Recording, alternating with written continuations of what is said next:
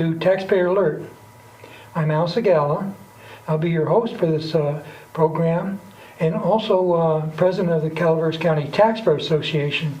So we talk about taxes too, you know, on these programs, to try to make this an educational experience for the voters and for all the people in the county.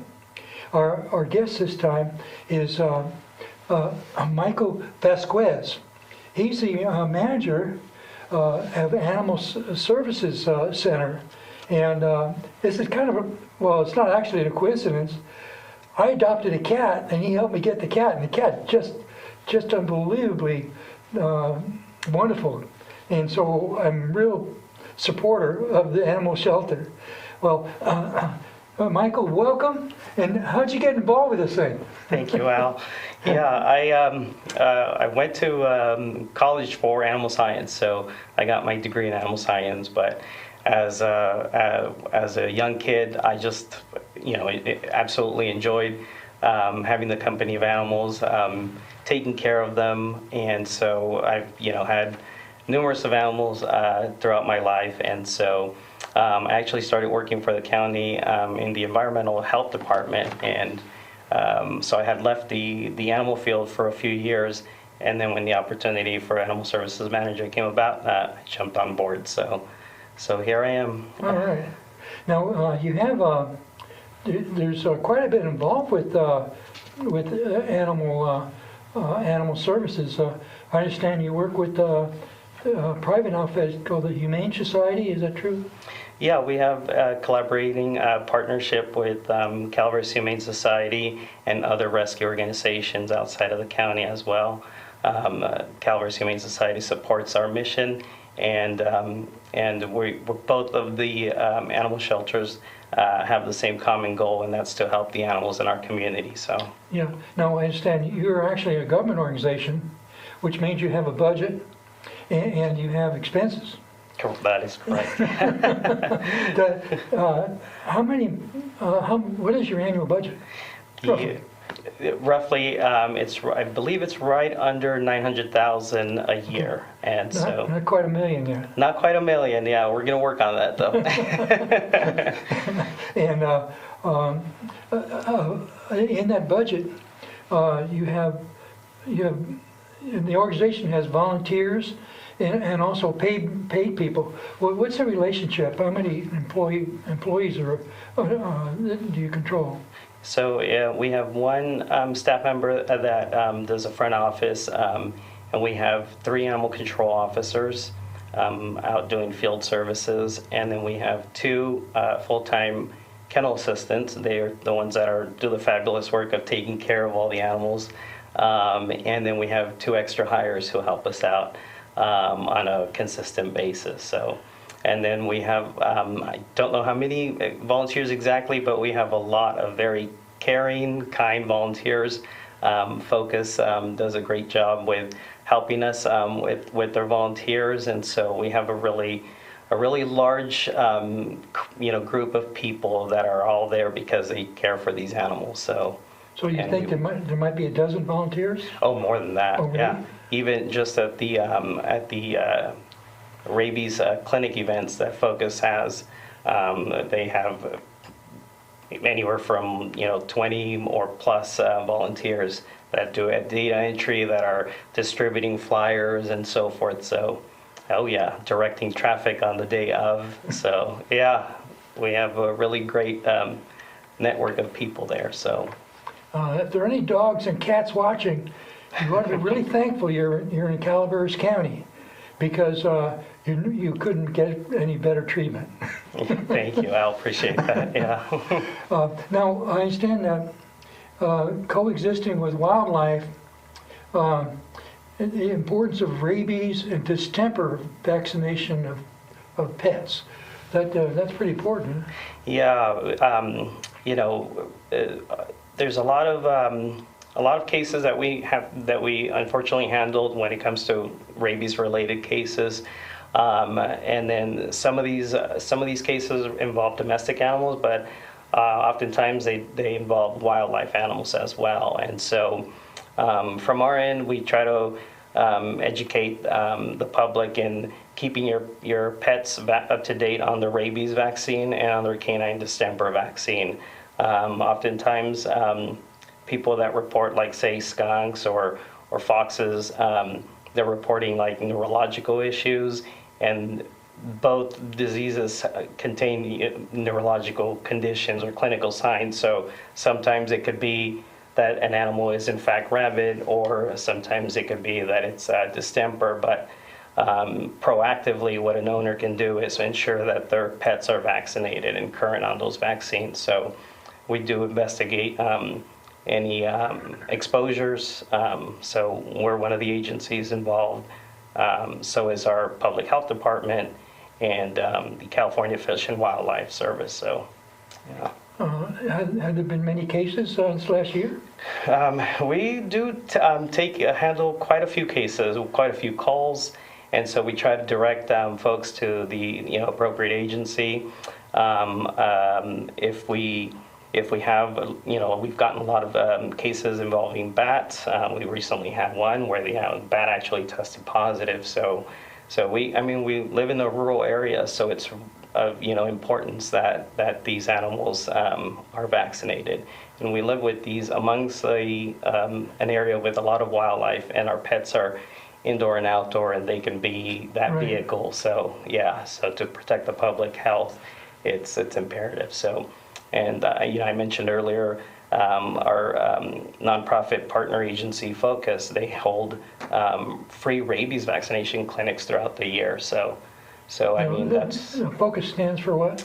Friends of Calaveras Animal Services. Friends of Calaveras Animal Services. Now, if the viewer would like to get more information, is there a website they can go to? Yes, I don't have it off the top of my head, but I can provide that. Okay. One of the things that, I guess they could Google Focus. Google Focus, Yeah. Focus, Calaveras County, yeah.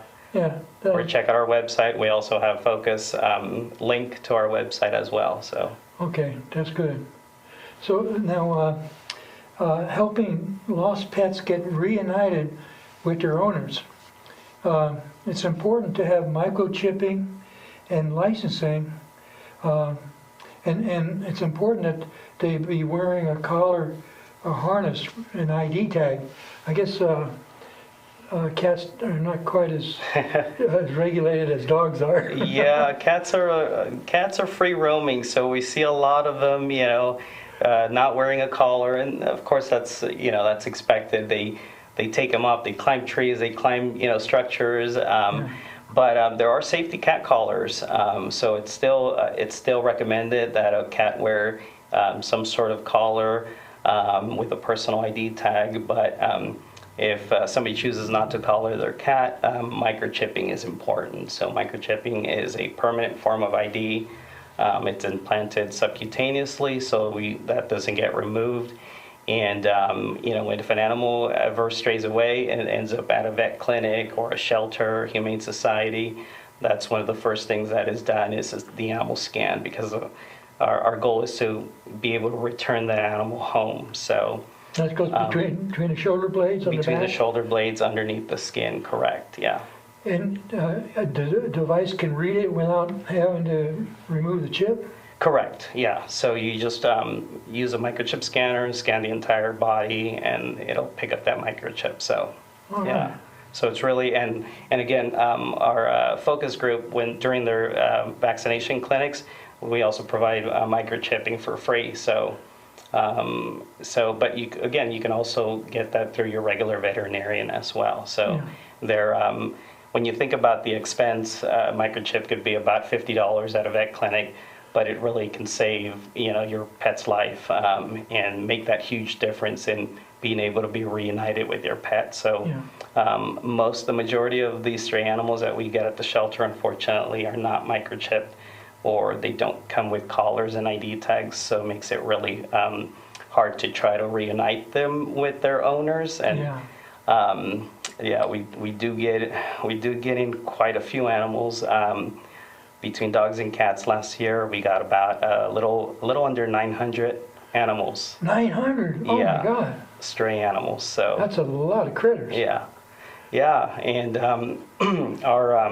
we have a pretty decent reclaim rate when it comes to dogs. 47% were reclaimed last year, so that's it's a 50-50 chance, for a stray dog to get back home, but those odds are still not the greatest. The other ones are probably abandoned. Yeah, and some of them are impounded, due to seizure cases. But when it comes to cats, we only had a 1.8% reclaim rate for cats. Oh. So, and that's pretty consistent across the board nationwide. Cat reclaims are really low, almost none. A lot of people, again, a lot of owners allow their cats to free roam. Sometimes they don't even realize that the cat has been missing until like 2-3 days later, and so it's The cat had a new dish to go to. yeah. Cats are very independent. Oh yeah. So, but again, having that microchip as a secondary form of ID is really important. But when a pet carries a personal form of ID, that's a visual form of ID. That if this animal were to stray away and let's say a good neighbor picked it up, they can just quickly look at the tag, check the phone number or an address, and be able to reunite the pet without ever having to be, impounded at the shelter. Unfortunately, we do get a lot of animals impounded at the shelter, and so their reclaim rates are not the greatest. So, what do you recommend in the way of protection for ticks and fleas? And fleas, yeah. There's several products out there, so I can't really endorse any one in particular, but what we use at the shelter, for example, is generic Advantix. So it kills fleas and ticks. And Advantix is non-prescription, so you can just purchase it online. There's Frontline Plus. There's some that are prescribed by a vet, so you would have to, get a... Are there any that you don't recommend? No, not really, no. Okay. That's one of the things that, because I let my cat out for maybe an hour or two a day, and she just loves to run around. And she comes right back. And usually with a mouse or a lizard. Now there's been some talk that there's some lizards that they shouldn't eat. You know anything about that? I'm not aware of that. Okay. My cat brings us lizards all the time as well. Frogs, skinks. Yeah. So no, I'm not aware of that. But yeah, the keeping up on the monthly flea prevention is important. Animals can get tapeworms that way. If they ingest the fleas, then starts that cycle, and it eventually turns into a tapeworm. So you definitely want to keep up on the flea prevention as well. But Now, you put drops between the shoulder blades. Is that? there's so many different products now. But yeah, those are the topical ones that you apply. But there's also oral prescribed medication that they can take orally. So You can. You think you can make a cat swallow a pill? you might lose the tip of a finger or an entire finger. No, so there's a lot of some cats that are very good. Others, not so much. So Have to wrap it in a frisky or something. oh yeah, some tuna or something. Yeah. But yeah, it's a challenge with cats and ID tags. I get that with dogs. It is important to have those collars. Some owners report that the dogs, can take the collar off, or it can get caught on a fence. The alternative to that would be putting a harness and then the tags as well. But it's just it's just so important. We get so many dogs without collars, and it makes it that much harder to get reunited. So. One of the other things too is that I stress with licensing.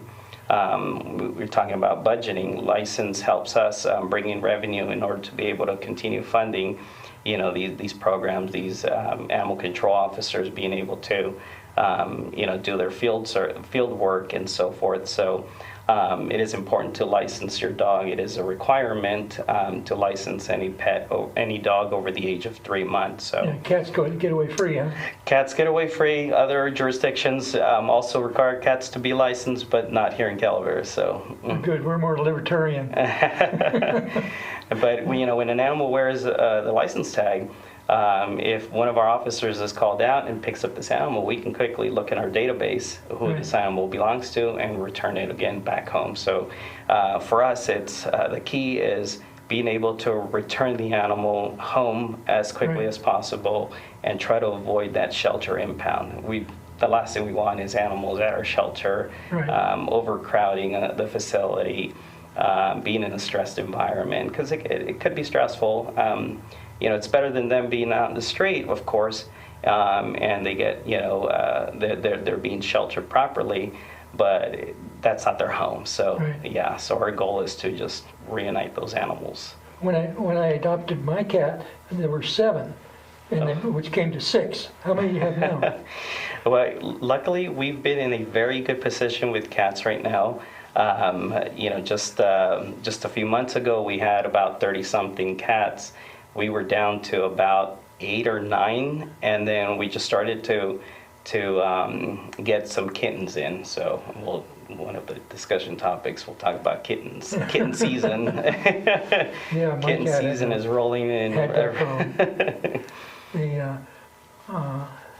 How many dog tags in the county are out there? How many licenses we've issued? Yeah. That's a good question. I don't have that statistic memorized. Okay. Would it be in the 100,000 range or 1,000? Oh, no, probably in the 1,000. Okay. Yeah, I'm hopeful that at least in the 1,000. Well, Yeah. that's good. Yeah, I've been with Animal Services for just a little over a year now, so I'm getting familiarized with the department, and it's a lot. Yeah. Yeah. We have dogs running at large and the issues they present for the community. And then so dogs are left wild, they can get trouble. They get in trouble. Dogs that are allowed, either, we understand animals will sometimes escape. They'll, they can have it really good at home, but still sometimes they somehow want to roam around. Others, the owners just deliberately let them, run around. And so it does present its challenges. One, we have, when we get several dogs that are running around in a neighborhood, they tend to form a pack, that pack mentality. I mean, they are pack animals. Right. And so they can become destructive. They can go into neighbors' places and start trying to, get into fights with other dogs or attacking other animals. So it is a public safety concern. Yeah. Some dogs, running around may end up biting a person. Again, we do handle a lot of bite reports, and so those can turn into potentially dangerous dog filings or vicious filings with the court. So They have to get a shot when that happens, right? well, correct. Yeah, if a person gets bitten, then our health department gets involved. The owner is advised to seek medical treatment and see if a post-exposure prophylactic vaccination is necessary and so forth. But also the dog, if the dog, say for example, gets into a scuffle with wildlife, they'll need to get a rabies shot immediately after Right. to protect the animal. And so that in itself brings other issues where now the animal has to be quarantined, or and the quarantine timelines are strict. For a contact with a human, it's 10-day quarantine. Right. If it was contact with wildlife, but the dog was current on a rabies vaccine, it's a 30-day quarantine. And if there's no rabies history, that could be a 6-month quarantine for an animal. And so just imagine an animal being 6 months at an animal shelter under strict confinement. That would be terrible for anyone's pet. So Yeah.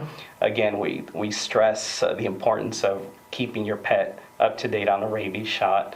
Again, Focus Clinics offers those free of charge, but any, your veterinarian, your local veterinarian offers it. Vaccines are not very expensive. They're readily available, and, it's completely preventable. So, Yeah. yeah.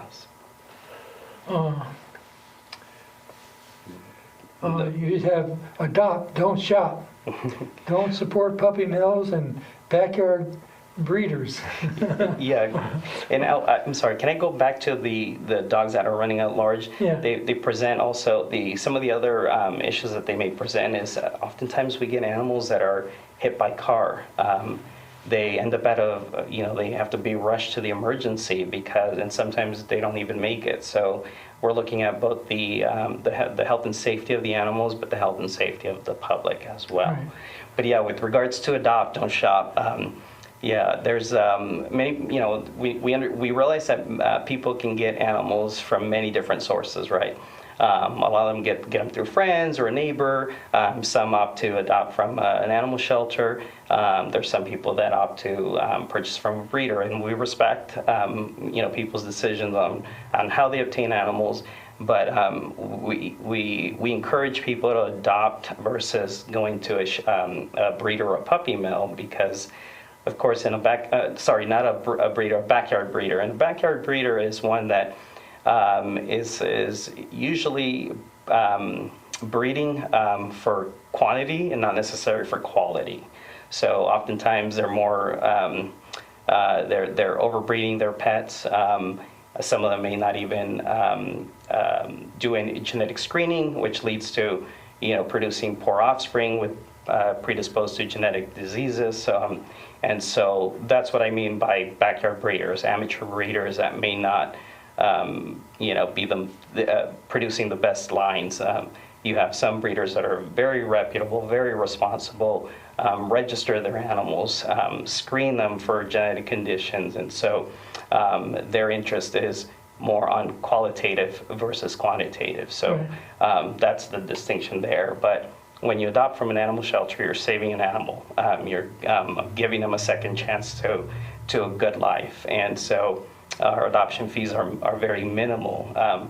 Going back to budget, we adopt dogs for under $100, yet we spend on average probably $500 or more. So we're always in the red with that.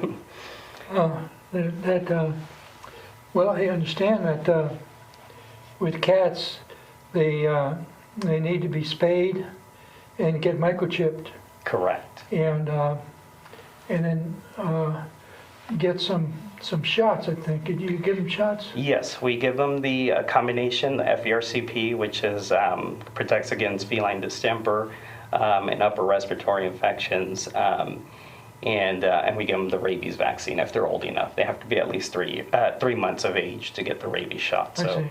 Yeah. We also give them their dewormers, and we apply topical flea treatment. Yeah. So if somebody wants to adopt a cat or a dog, it makes sense to go to the animal shelter because all this is going to be done. Absolutely. Or otherwise, you may have a problem. Oh yeah, when you consider what we put in, again, if you were to take that, an animal that you purchase, say, from off of Craigslist or whatever, avenue somebody gets an animal, that's a lot of money that they're going to be pouring, on this pet that they just recently acquired. With us, a lot of them get checked out by one of our contracted vets, but we also do those health assessments, and we do all these treatments while they're at the shelter. So, yeah. So now you're located on that new road there that goes to the new courthouse and the new sheriff facility. Correct. We're at 901 Jeff Tuttle Drive. Jeff Tuttle Drive, 901. Yeah. And then you have signs that say cat house and dog house. Yes. So, but you want them to go to the office first. To the office first, and, yes. and then the office will contact the cat house or the dog house, where you have other people there. Yes. That can help. Yeah, our kennel assistants, they take care of all the animals, and they take care of the people that come out and look around to see what they may want to adopt. And we also encourage them, you know, if they come here and they don't find something that meets what they're looking for, we always encourage them to go to Calaveras Humane Society. They're the next closest animal shelter, but Amador County Animal Services and Tuolumne County Animal Services are neighboring counties. So, yeah, absolutely. And there's also rescues within our county, local nonprofit rescues that people can also adopt through. So, absolutely. There's some several animal welfare organizations that you can choose from. So, That's yeah. pretty good. Now, what about big animals like horses and cows and things like that? Do you get involved with that as well? We primarily deal with, you know, small domestic animals, but we do so far since I've been there, we haven't had any horses at the shelter, but we've had goats, we've had sheep, we've had pigs, potbelly pigs, chickens, guinea pigs, rabbits, turtle. So we've had quite the few, you know, number of animals there, and if they're adoptable, we place them up for adoption. So I have a couple chickens, and they usually lay 1 egg a day each. So, and I only eat 1 egg for an omelet. So, like every 12 days, I got a dozen eggs to give away to Nice. friends. So I got friends that really like me, but I'm not sure if it's the eggs or. well, with the egg prices, they really love you. And they love me Those more and egg- more. Yeah. Yeah, that's good. Now, when my chickens, after a couple of years, they stopped laying eggs. And I got a couple chickens now, they're getting close to that time. And so what I've done in the past is I put an ad in the paper, free pet chickens. Mm, And so they won't expect the chickens to be laying eggs, yes. but they can have a chicken to run around, and the chickens are really friendly, you know. Oh, yeah. And now, now, do you need more help, workers that want to work for you, or are you pretty well up to staff now as far as employees? We are fully staffed for what we're allowed. Right. We can always definitely use more help. Like volunteers? Volunteers as well, yeah, absolutely. So we're hoping to get more volunteers that can come in like in the afternoon hours, so that they can take our dogs out a second time around. We have all of our current volunteers come in early in the morning, and they do an excellent job walking these guys out so they can go, you know, do their potty breaks. But it would be nice. Thank you for an excellent program. Thank you, Al. Appreciate it. Thank you for watching. See you next time. Thanks.